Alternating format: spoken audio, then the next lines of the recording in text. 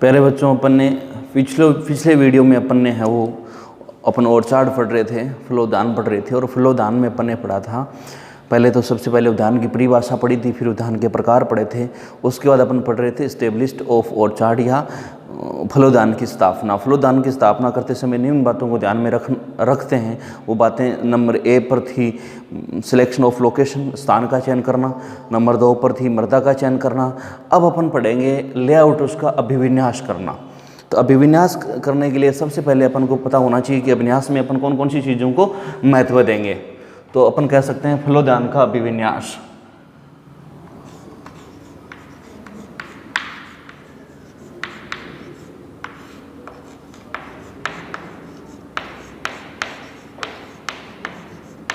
फलोदान अभिविन्यास या layout of ओरछाड़। फलोदान का अभिविन्यास या लेआउट ऑफ ओरछाड़। सबसे पहले कौन कौन सी चीजें आवश्यक हैं? दीवार, सड़क, रास्ते,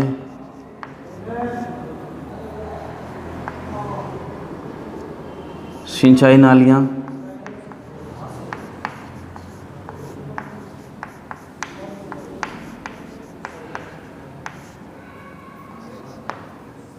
जल निकास नालियाँ,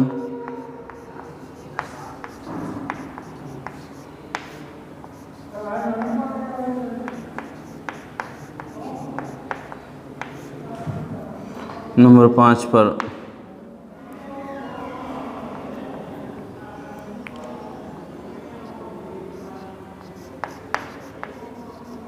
पौधशाला, 6 पर पशुशाला,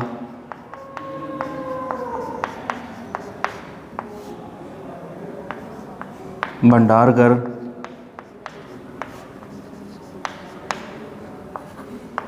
कार्यालय,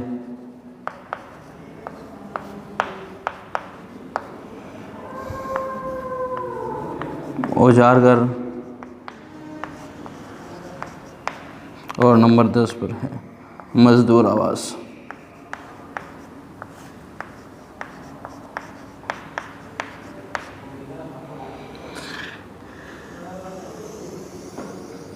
अब बच्चों, सबसे पहले यदि अपन बात करें तो एस्टेब्लिश्ड ऑफ ओरछाड़ में अपन ने ये पढ़ा था कि ओरछाड़ की जो लोकेशन है वो होनी चाहिए किसी बड़े शहर के पास,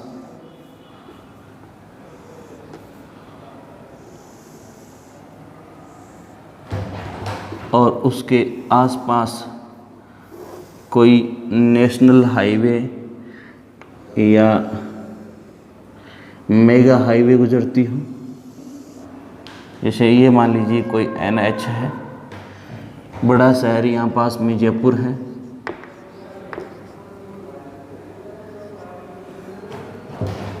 अब सबसे पहले अपन को लेआउट की जब बात आती है तो सबसे पहले दीवार। तो उद्यान के चारों ओर कम से कम 1 मीटर ऊंची दीवार होनी चाहिए। उसके ऊपर 1.0 से 2.0 फीट लोहे के खंभे, जिनके ऊपर कंटीले तारों की घेराबंदी होनी चाहिए ताकि आवारा पशुओं से इसको बचाया जा सके। उसके बाद बच्चों बात आती है सड़क और रास्तों की।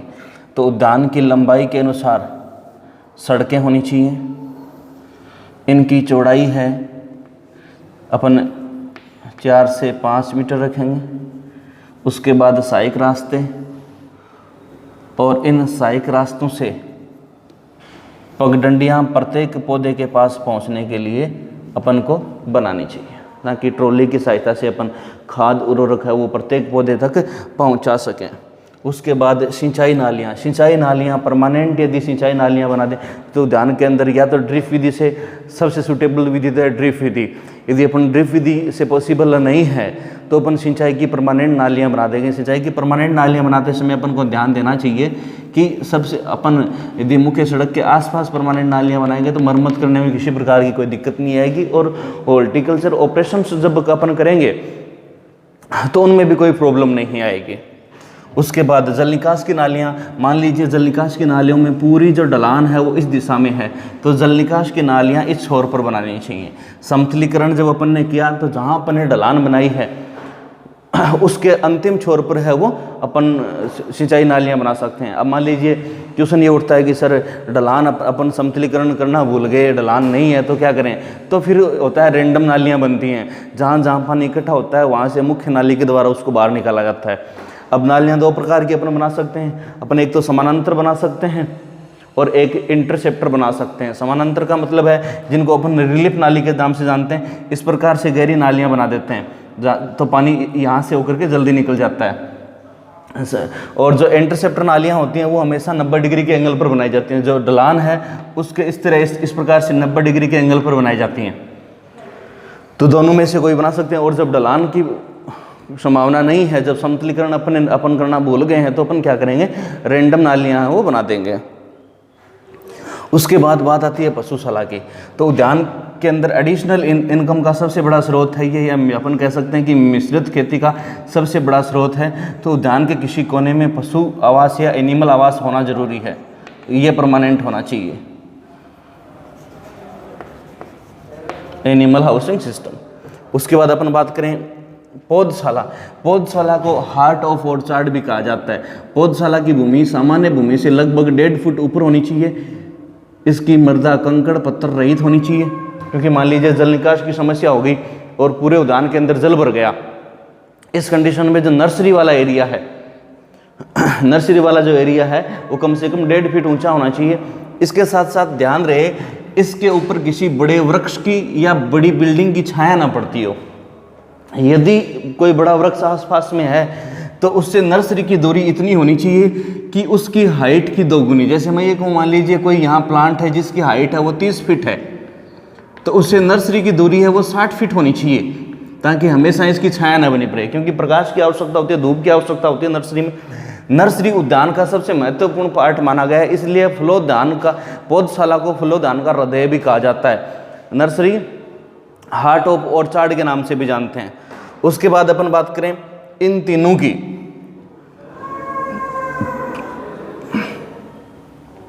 सिंचाई नालियाँ, जल निकास नालियाँ और पौधशाला, ये तीनों सबसे आवश्यक अंग हैं। यदि अपन सड़क रास्ते नहीं बनाएंगे, पशुशाला नहीं बनाएंगे, भंडारघर नहीं बनाएंगे, ऑफिस नहीं बनाएंगे, तो इससे प्रोडक्शन पर कोई नुकसान नहीं पहुंचने वाला। भैया तो है नहीं कि अपन ने ऑफिस नहीं बनाए तो आम के पौधे मना कर देंगे, भाई हम तो आम नहीं देंगे ऐसा तो संभव नहीं है। जबकि ये तीनों नहीं होंगे, सिंचाई नालियाँ नहीं होंगी, जल निकास नालियाँ नहीं होंगी, पौधशाला नहीं होगी, तो अपन ये कह सकते हैं निश्चित रूप से प्रोडक्टिविटी पर इफेक्ट पड़ेगा। इन तीनों को आवश्यक अंग कहा गया है, जबकि इन सबको विभिन्न अंग कहा गया है। ये अपने बिजनेस को सुचारू रूप से चलाने के लिए इन सब की आवश्यकता होती है। जैसे पशुशाला है तो एक एडिशनल इनकम का सोर्स, अतिरिक्त आमदनी का सोर्स है। इसके साथ साथ अपन को मैन्योर की जरूरत पड़ती है, गोबर की खाद की जरूरत पड़ती है, तो ये एक दूसरे के साथ समझौता है, इनका साझा है। भंडारघर, स्टोरेज, जब मान लीजिए मार्केट के अंदर जो अपनी प्रोडक्शन हो रही है उससे में मार्केट के अंदर वैल्यू कम है, तो कम से कम मान लीजिए मार्केट में उनकी वैल्यू कम है, तो उस समय अपन क्या कर सकते हैं, स्टोरेज में उनको रख करके उस समय का इंतजार कर सकते हैं जब मार्केट में वैल्यू अच्छी होने वाली हो। उसके बाद कार्यालय या ऑफिस, ऑफिस है जहाँ तक संभव हो मुख्य द्वार के पास और सड़क के किनारे पर ऑफिस है वो बनानी चाहिए, ताकि सुपरविजन है वो आसानी से किया जा सके। औजार घर और भंडारघर, मजदूर आवास अपनी जगह के हिसाब से और आवश्यकता के आधार पर अपन इन दोनों की स्थापना भी कर सकते हैं, क्योंकि उद्यान के अंदर लगभग है वो लेबर परमानेंट होती हैं, या आप नहीं कह सकते हैं कि मजदूरों की हमेशा आवश्यकता पड़ती है, पूरा 12 महीने रिक्वायरमेंट रहती है। तो जहाँ तक संभव हो वहाँ तक लेबर हाउस परमानेंट ही बना देना चाहिए और परमानेंट ही लेबर छोड़ देनी चाहिए। उसके बाद अपन बच्चों बात करते हैं, ये अपने मान लीजिए उद्यान की स्थापना अपन ने कर ली, अपने सारी चीज़ें व्यवस्थित कर ली। अब अपन और क्या कर सकते हैं, तो इसके लिए है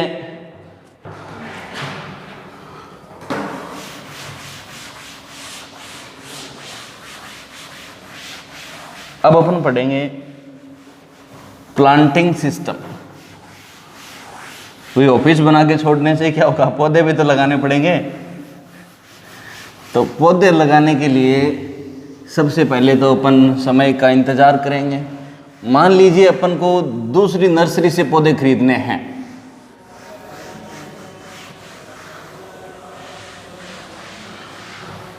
तो सबसे पहली बात तो अपन ऐसी नर्सरी से पौधे खरीदें। मान लीजिए अपनी नर्सरी खुद की नहीं है, अपन किसी दूसरी नर्सरी से पौधे खरीद रहे हैं। सबसे पहली बात तो यह है, ऐसी नर्सरी से अपन को पौधे खरीदने चाहिए जिस पर हमें विश्वास हो, विश्वसनीय होनी चाहिए। कहीं यह ना हो अपन आम की अमरपाली किस्म लेके आए और वो ऐसे दे दे, कोई देसी किस्म या दशहरी किस्म दे दे या अन्य कोई वेराइटी दे दे अपन को, और जब प्रोडक्शन होनी स्टार्ट हो या पौधे लगाने के 12 महीने 1.5 साल बाद अपन को पता चले यार अपने साथ तो धोखा हो गया। तो ऐसा नहीं होनी चाहिए। अपन को ऐसी नर्सरी से पौधे खरीदने चाहिए जिस पर विश्वास किया जा सके। विश्वसनीय नर्सरी से पौधे खरीदने चाहिए।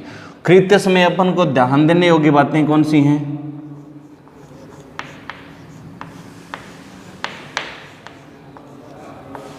ध्यान योग्य बातों में सबसे पहले किसी प्रकार के रोग व कीट से मुक्त हो। जिन पौधों को अपन खरीद रहे हैं वो किसी प्रकार के कीट व रोग से मुक्त होने चाहिए। दूसरा, या तो पौधा कलमी हो या उपरोपित हो, यानी पौधों के अंदर जो जनन होता है, पौधों के अंदर जो जनन होता है वो 2 प्रकार का होता है। एक बीज द्वारा, 3 प्रकार का टिश्यू कल्चर भी है। एक बीज द्वारा, एक वानस्पतिक भाग से। जो वानस्पतिक भाग से पौधे तैयार होते हैं या तो कलम से कर सकते हैं, कलिकाइन से कर सकते हैं, या ग्राफ्टिंग से कर सकते हैं, उपरोपण से कर सकते हैं। तो इन पौधों के अंदर इनकी जेनेटिक प्योरिटी ज़्यादा होती है, और जेनेटिक प्योरिटी ज़्यादा होने की वजह से अपन कह सकते हैं कि इनकी प्रोडक्शन भी अच्छी होगी और ये कम समय में फल देंगे। तो जहाँ तक संभव हो या तो कलमी पौधे खरीदें या उपरोपित पौधे खरीदें। नंबर 3, मिलन बिंदु ज़्यादा ऊंचाई पर ना हो। अब ये मिलन बिंदु क्या है? मिलन बिंदु का मतलब होता है बच्चों कि मूलवृंत के ऊपर जहाँ कलम या उपरोपण जोड़ी जाती है। जैसे मैं ये कहूँ कि मान लीजिए तना आम की दशहरी किस्म का था और इसके ऊपर आम की आम्रपाली किस्म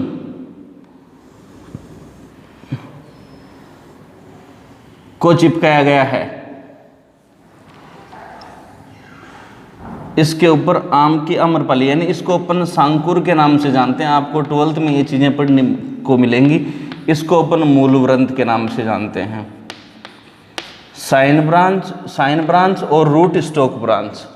अभी इन दोनों को जहाँ पर जोड़ा जाता है, जैसे मान लीजिए यहाँ बांध करके इनको जोड़ करके ग्राफ्टिंग टेप से बांध दिया, तो इसको अपन जॉइंट पॉइंट या मिलन बिंदु के नाम से जानते हैं। तो पौधे के ऊपर मिलन बिंदु या जॉइंट पॉइंट है वो ज़्यादा ऊंचाई पर नहीं होना चाहिए, और यदि ज़्यादा ऊंचाई पर होगा तो क्या होगा? तेज हवा के वेग से टूटने का डर रहेगा। किसी प्रकार के तने, कोई भी भाग इसका डेड हर्ट में ना बदला हुआ हो। अब ये डेड हर्ट क्या होता है? डेड हर्ट का मतलब है पौधे की कोई शाखा किसी कीट के कारण सूख गई और सूख करके वो एकदम से सूख करके सूखे में बदल गई, डेड हर्ट में बदल गई, या अपन कह सकते हैं कि वो ठूंठ में बदल गई। तो कोई भी भाग है वो डेड हर्ट में ना हो। किसी प्रकार के छेद तने के अंदर, शाखाओं के अंदर किसी प्रकार के छेद ना हो, तो अपन पौधे खरीद लेंगे। खरीदने के बाद मान लीजिए अपन इनको अपन ट्रांसप्लांटिंग कर रहे हैं। ट्रांसप्लांटिंग से पहले अपन को गड्ढे तैयार करने होंगे उद्यान के अंदर। सबसे पहले इनका समय क्या है? तो भारत में पौधरोपण का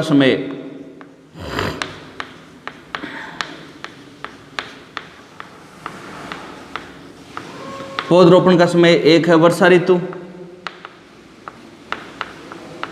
यह सभी जगह है।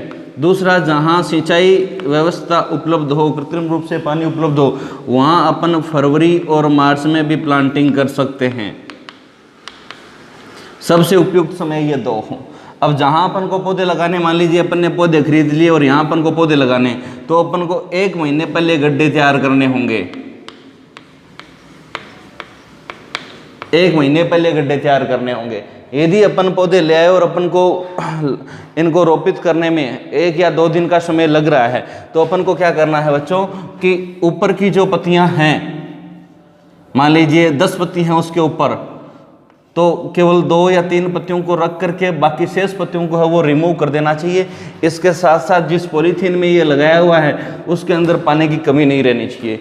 पत्तियां रिमूव करने से क्या होगा कि वाष्पोत्सर्जन की दर थोड़ी कम हो जाएगी और इनको छाया में व नमी वाले स्थान पर रखना चाहिए, जिससे वाष्पीकरण से भी बचा जा सके और पौधे हैं वो मुरझाएंगे नहीं। आई बात समझ में। अब कल वाले वीडियो में अपन पढ़ेंगे गड्ढे तैयार करना। पौधे लगाने का समय अपन ने पढ़ा है, गड्ढे तैयार करना, कौन से पौधों के लिए किस प्रकार के कितने आकार के गड्ढे तैयार किए जाएंगे और पौधे लगाने की विधि क्या होगी, किस विधि से अपन कितने पौधे 1 हेक्टेयर में लगा सकते हैं। इन सब बातों की कल चर्चा करेंगे। धन्यवाद।